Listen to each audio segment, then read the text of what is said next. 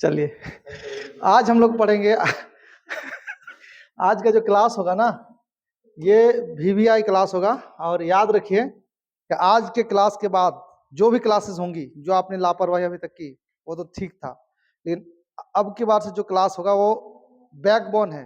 Backbone मतलब रीढ़ की हड्डी। इस क्लास में एक भी आप अब्सेंट मत करना और रिवीजन करने में बिल्कुल कोताही मत करना। पर डे का क्लास आप रिवीजन करना।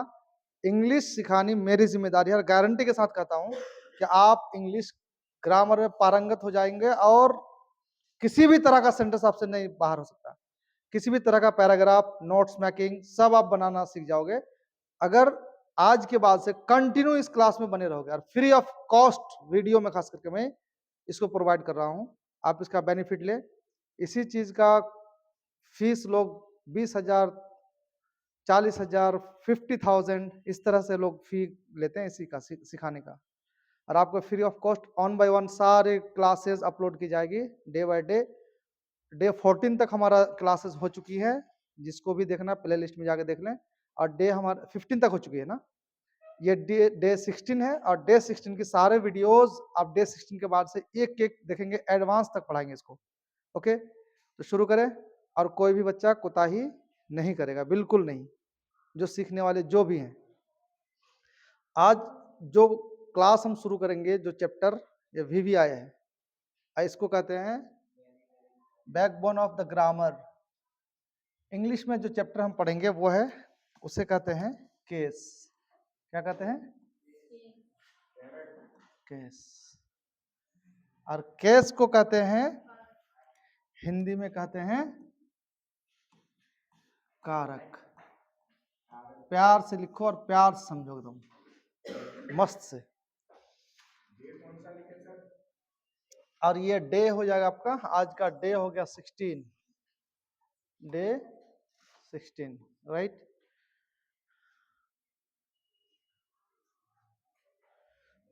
चलिए शुरू करें। केस अंग्रेजी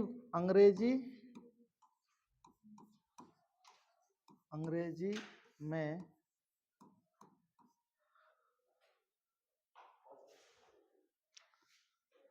पॉजेसिव केस। हिंदी में क्या कहते हैं? हिंदी में कहते हैं नॉमिनेटिव केस को कहते हैं कर्ता कारक। कर्ता कारक। उसके बाद ऑब्जेक्टिव केस को कहते हैं कर्म कारक। कर्म कारक। वोकेटिव को कहते हैं संबोधन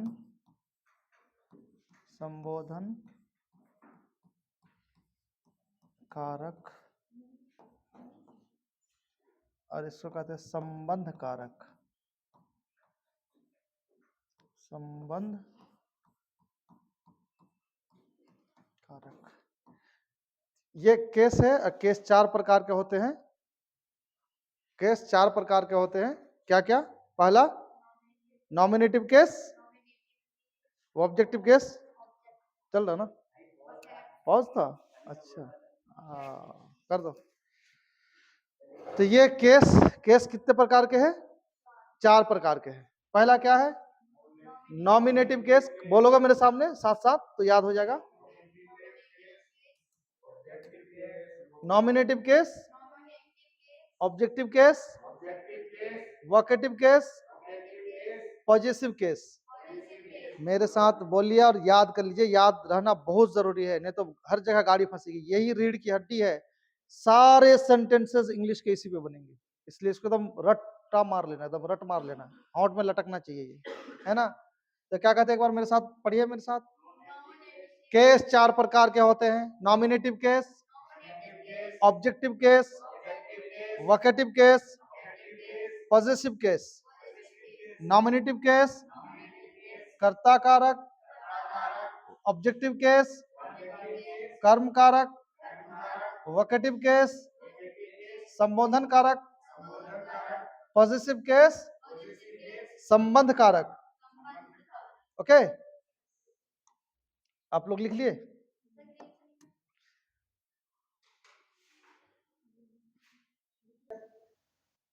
कारक यानी केस, जिसको 4 भागों में डिवाइड किया गया है, क्या क्या बोलिए मेरे साथ? Nominative case, objective case, vocative case, possessive case. अब एक एक करके हम लोग सबका डेफिनेशन पढ़ेंगे और समझेंगे भी। नॉमिनेटिव केस कहते किसे, इसे देखते हैं। राइट, नॉमिनेटिव केस पहला नंबर है जिस शब्द से काम करने वाले का बोध हो, का बोध होता हो, उसे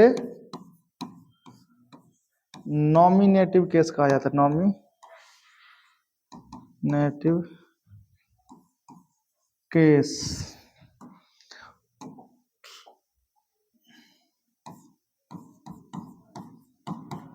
कर्ता कारक कहा जाता है।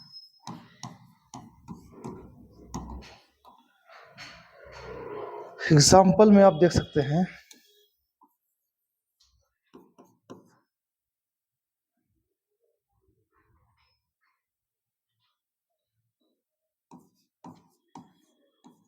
सीता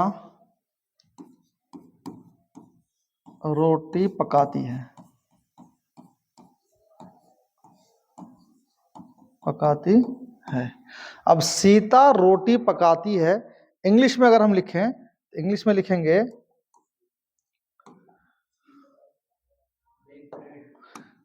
सीते बैक्स ब्रेड।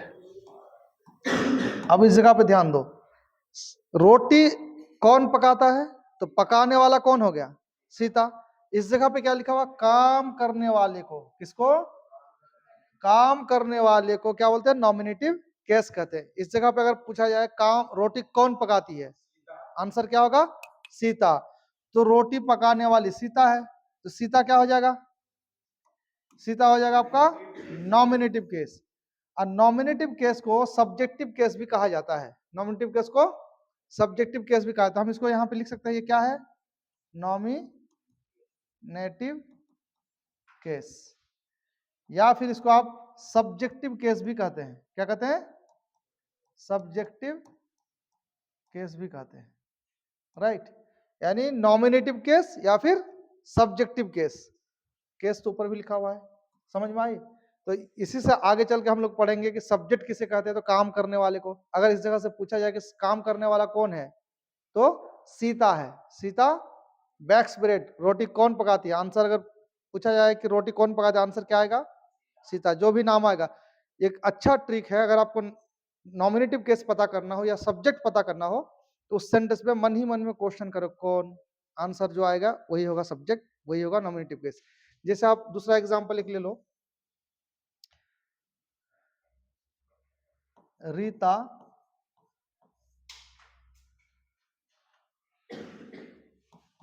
गीता को बुलाती है, बुलाती है। इसका इंग्लिश अगर हम बनाएंगे,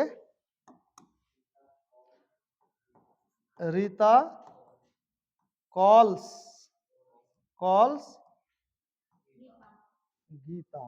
अब इस जगह पे ध्यान दो, अगर यहाँ पे क्वेश्चन हम करें कि गीता को कौन बुलाती है, आंसर क्या आएगा? तो गीता को कौन बुलाती, मन ही मन क्वेश्चन करेंगे तो आंसर आ जाएगा जो वही हो जाएगा इसका नॉमिनेटिव केस। तो इस जगह पे रीता क्या हो गया? रीता इज नॉमिनेटिव केस, मतलब सब्जेक्ट हो गया। ये क्या हो गया? ये सब्जेक्ट हो गया, या सब्जेक्टिव भी, इसको सब्जेक्टिव कहिए या सब्जेक्ट कहिए, बात बराबर है। या फिर नॉमिनेटिव केस। तो नॉमिनेटिव केस इसका मतलब वह चीज जो वह सब जो काम करने वाला हो, जो काम को अंजाम देता हो।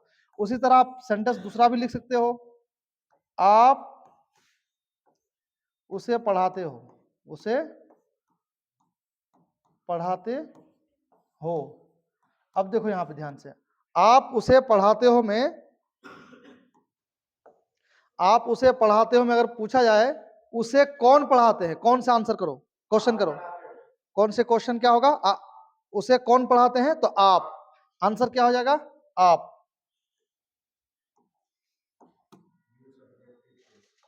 You teach him. अब इस सब्जेक्ट क्या हुआ? You.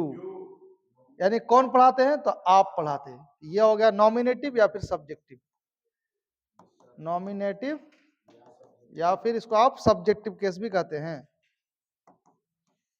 Okay, is it clear? इस तरह का कोई भी सेंटेंस से आप सब्जेक्ट को पहचान, अगर आपने सब्जेक्ट पहचानना सीख गया तो आधी चीज सीख गए। सब्जेक्ट पहचानना सीख जाओ, मन ही मन में किससे क्वेश्चन करना है? Who teach, who teaches, who bakes bread, who calls. Answer जो आएगा हु का, कौन का, वही होगा सब्जेक्ट। समझ में आई बात? होप कि आप समझ गए होंगे। इसको हटा दे, हटा दे। लिखा नहीं आप लोगों ने? लिख लो। हाँ, ऑब्जेक्टिव केस हिंदी में क्या कहते हैं इसको? इसको कहते हैं कर्म कारक, ऑब्जेक्टिव केस। इसका डेफिनेशन क्या लिखेंगे?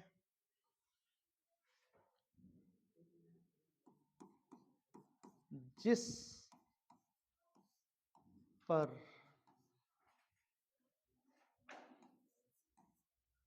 काम होता हो, मतलब यानी कर्ता का काम जिस पर हो उसे ही क्या कहा जाता है? Objective case. कर्म कारक कहा जाता है,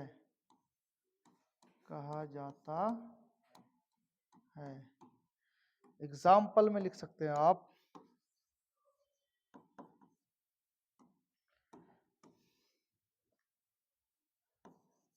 मैं उसे पीटता हूँ, मैं उसे पीटता हूँ, मैं उसे पीटता हूँ में इंग्लिश क्या होगा? I beat him, right. अब आई बीट हिम में आप एक चीज ध्यान दो, अगर इसमें क्वेश्चन का, इसमें कैसे पकड़ना है? उसमें तो पूछ रहे थे मन ही मन क्वेश्चन कौन, इसमें क्वेश्चन करना मन ही मन किसे, किसे का जो आंसर आएगा वही होगा ऑब्जेक्टिव। अगर मैं इस जगह पूछूं किसे पीटता है? उसे, तो ऑब्जेक्ट क्या होगा? उसे। उसमें क्या था? इसमें अगर पूछूं कौन पीटता है तो आंसर क्या आएगा? मैं। तो मैं हो गया नॉमिनेटिव के सब्जेक्ट। अगर मैं क्वेश्चन करूं किसे पीटता है तो किसे से जो आंसर आएगा वही होगा ऑब्जेक्ट। ऑब्जेक्ट को पहचानने का तरीका यही है, आप आसानी से पहचान सकते हो। जैसे मैं उसे पीटता हूं, किसे पीटता हूं भाई? उसे। उसे क्या हो गया? उसे हो गया ऑब्जेक्ट। ये हो गया ऑब्जेक्ट कहो या फिर इसको ऑब्जेक्टिव केस कहो, बात बराबर है। ऑब्जेक्टिव केस, बात बराबर है, राइट। आई बीट हिम मतलब उसे होता है, तो उसे क्या हो गया? उसे क्या हो गया? Object, right. समझ में आया?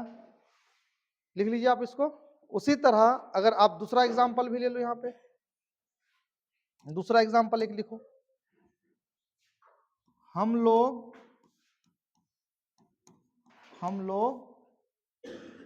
मोहन को बुलाते हैं।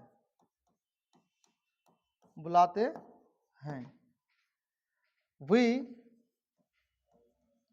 कॉल मोहन।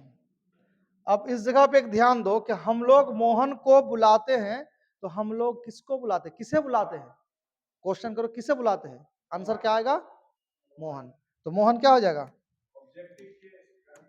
मोहन हो जाएगा ऑब्जेक्टिव केस, यही होगा ऑब्जेक्ट, राइट? ओबीजे, ऑब्जेक्ट को शॉर्ट में लिख देते हैं। ये मोहन हो गया क्या? OBJ, object. समझ में आ रही बात? चलिए इसको लिख के राइट डाउन कीजिए फटाफट। मोहन बुलाते हैं, बुलाते, यही तो है बुलाते हैं। अच्छा इधर लिखा गया इसीलिए लोग बुलाते ही है, ते पे है वो, बुलाते हैं, बुलाते हैं, बुलाते, बुलाते हैं, हो गया।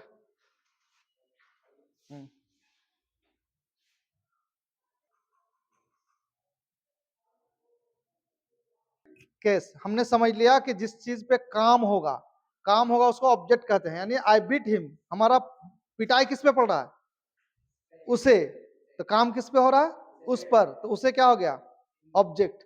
उसी तरह इसमें अगर मैं कहूं हम लोग मोहन को बुलाते हैं, किसको बुलाते हैं? मोहन को बुलाते हैं। बुलाना किसके ऊपर हुआ? तो मोहन के ऊपर। तो मोहन क्या हुआ? ऑब्जेक्ट। नाइस, आगे चले। तीसरा नंबर पे देखिएगा, तीसरा नंबर में है वो केस। इसको कहते हैं संबोधन कारक। क्या कहते हैं?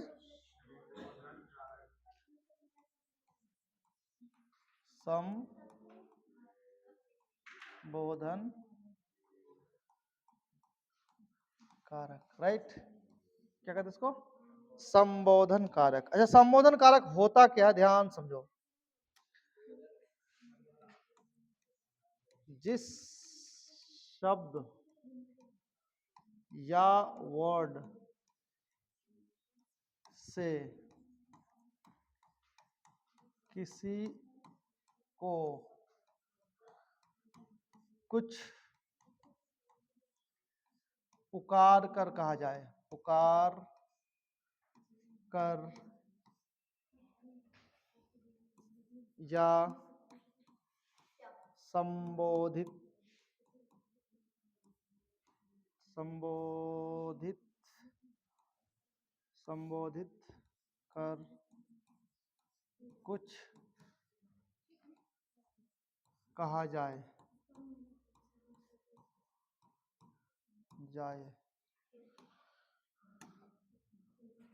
तो उसे क्या कहते हैं? तो उसे, ओ गपोड़ी लोग लिख लो जल्दी जल्दी, वोकेटिव केस संबोधन कारक, कारक कहा जाता है। क्या मतलब हुआ? किसी भी चीज को, किसी को आप कुछ बुला, इधर सुन, अब इधर सुन, क्या हो गया ये क्या हुआ? यही हो गया संबोधन कारक। इसी कहते हो ना, ये आवाज जो दिए इसको संबोधन। किसी को बोल रहा हो come here, come here, come here, हाँ हेलो। तो जो आप संबोधित करेंगे प्रधानमंत्री, किसी को आप भी अपने भाषा में किसी को बुला के सुनो इधर, हेलो, हेलो क्या हो गया? ओए, ओए, आप लोग हो ना ओए, ये सारा क्या हो गया?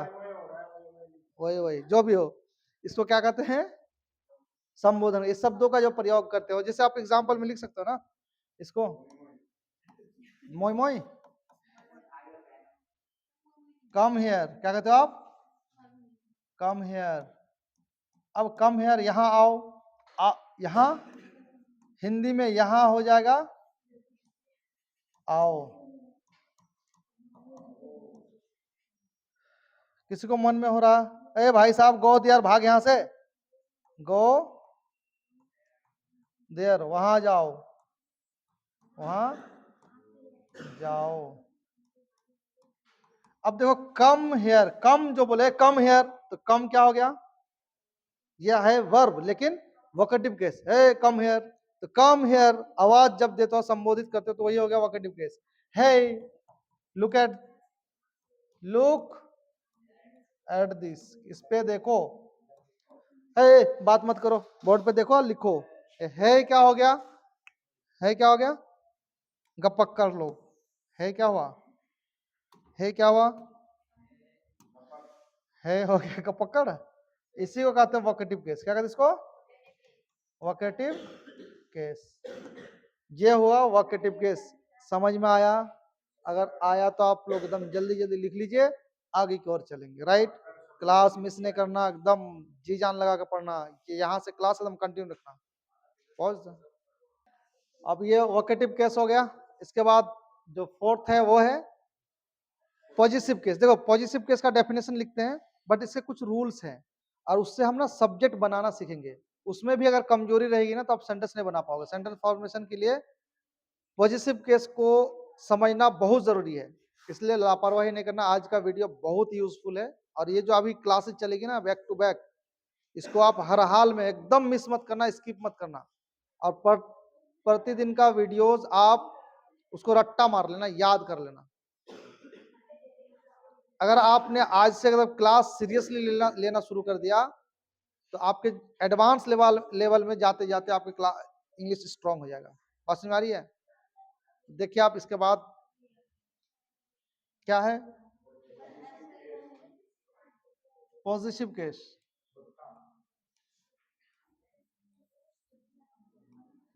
पॉजिटिव केस, अरे संबोधन कारक, क्या कहते हैं इसको, संबोधन, अच्छा संबंध कारक, सही सही। संबोधन तो हो गया ना, संबंध,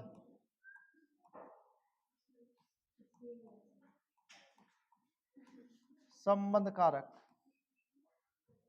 जिसमें संबंध दर्शाएगा।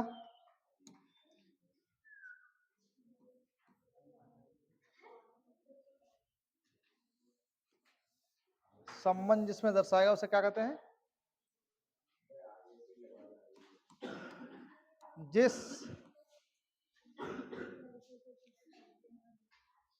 से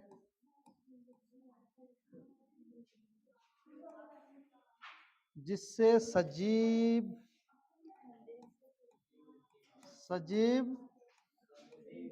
अथवा निर्जीव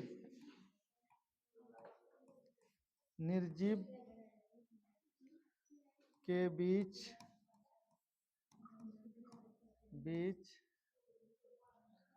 आपस में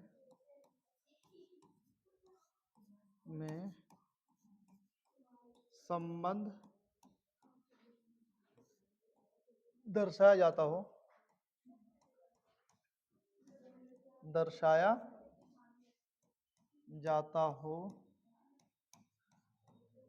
उसे पॉजिटिव केस कहा जाता है।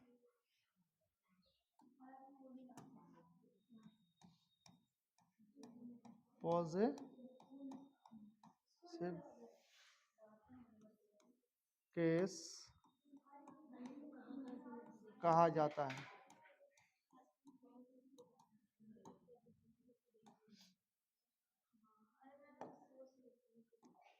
एग्जाम्पल देखिए,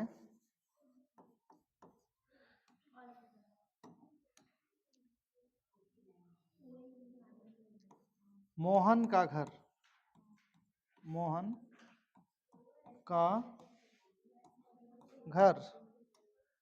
अब मोहन के घर में आप क्या लिखते हो, मोहन्स हाउस। इसका मतलब ये जो मोहन क्या है, सजीव है, घर क्या है, निर्जीव है, दोनों को कौन जोड़ा, का, और का ही हो गया पॉजिटिव केस। मोहन इस जगह पे लिखा हुआ है, इस जगह पे हाउस लिखा हुआ है, ये जो इसको क्या कहते हैं, एपोस्ट्रोफी एस, ये हो गया पॉजिटिव केस। क्या हो गया ये, पॉजिटिव केस। उसी तरह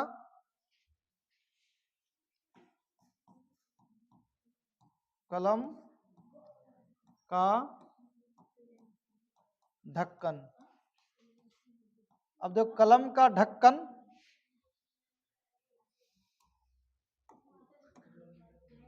the cap of, the cap, CAPE होता है क्या, गलत है ना, हाँ मिस हो गया, द कैप ऑफ पेन। अब देखो पेन और कैप दोनों निर्जीव है, और दोनों को कौन जोड़ा, ऑफ, कौन जोड़ा, ऑफ। तो कलम और ढक्कन के बीच में कौन संबंध दर्शाया, का, यही का हो गया क्या, पॉजिटिव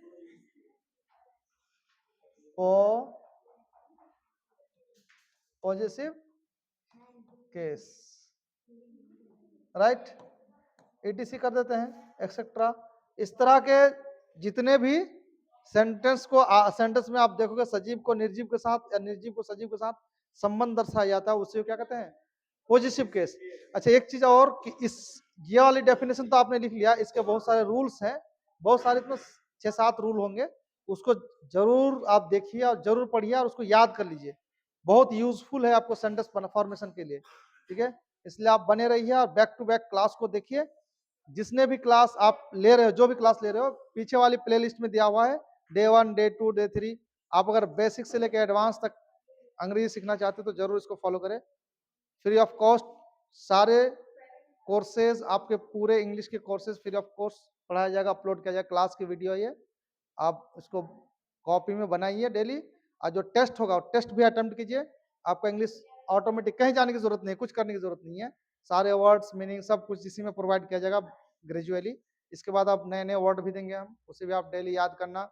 और एक चीज, जो टेस्ट होगा ना, उस टेस्ट को आप कमेंट सेक्शन में देने की कोशिश करो कि मैं ये टेस्ट दिया, मेरा इतना सही इतना गलत हुआ, राइट। फिर मिलते हैं नेक्स्ट क्लास में, इसके कुछ रूल्स हैं उसको लेकर के कैसे कैसे जोड़ते हैं उसको आप जरूर सीखें और जरूर देखें। Okay, best of luck.